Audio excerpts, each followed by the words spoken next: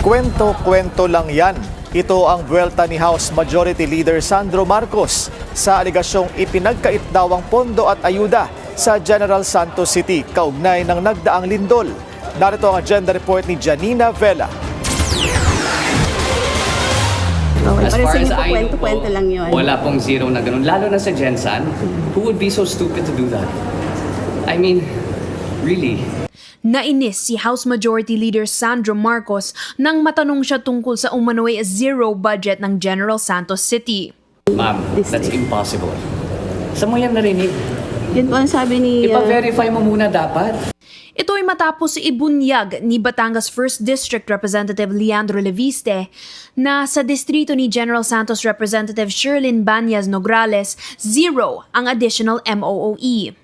Kasama na rin ang ibang ayuda tulad ng AIX o Assistance to Individuals in Crisis Situations at MAIF o Medical Assistance for Indigent and Financially Incapacitated Patients.